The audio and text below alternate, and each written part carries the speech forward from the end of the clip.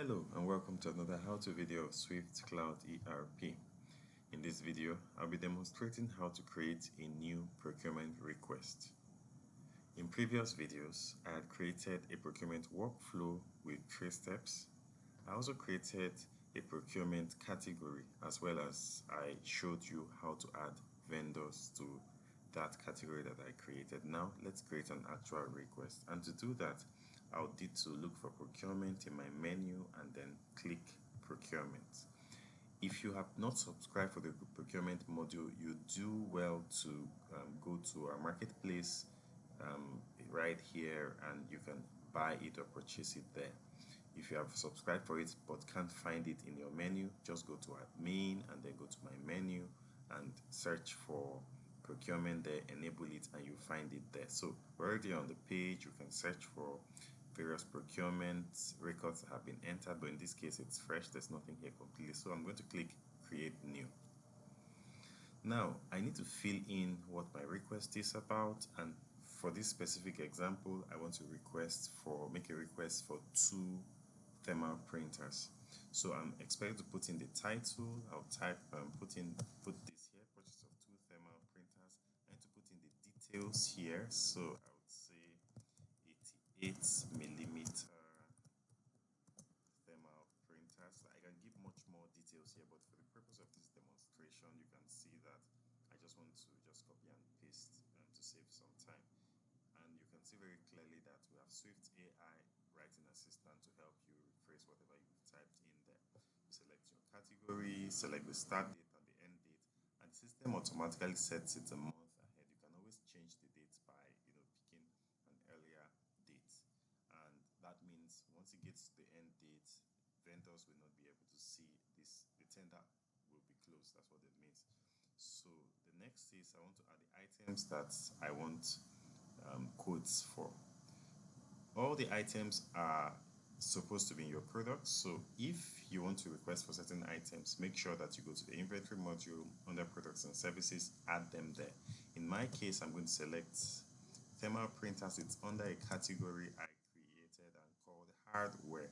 So having selected hardware, I'm going to scroll down and look for all the items under it, sorted in ascending order, and you can see thermal printer here. I want 2, so I'm going to select 2 here and add to request. If there are multiple items in a particular procurement request, you can select the categories and always keep adding. When you're done adding, you can now click the number of items requested by clicking this green button here. This takes us now to the details page for the procurement, and in case you still want to add more items, you can also do that by typing the first 2 letters of any item you have, and you'll be able to select them, put in the quantity and the units here, and then add item. But we just want to add we just want 2 thermal printers for now, so let's continue. Next, I'm going to submit, and submitting means that I will not be able to make changes to this again. So let me click the submit button. So now that I've clicked the submit button and my request has been submitted, you can see this is now locked. I can't make changes to the quantities again, and I'm moving to the next stage. Now let me explain what happens here. Once any procurement staff makes a request, it has to pass through his or her line manager, the head of department, before it actually hits the procurement workflow. So you can see very clearly here that I can see the place for approval of the line manager, right? So the line manager either recommends or rejects. So let's assume he recommends. I click in submit here. It moves to the next stage, which is the department head. And the department head needs to also take an action. Assuming he confirms, you can see now we have moved to the procurement workflow. So the first step in the workflow was budget check, as you can see that here. Let's assume he proceeds with this. It's going to take us to the next stage, which is the actual approval. So it is at the approval level that this tender is going to be made available and open to vendors to be able to place their bids on.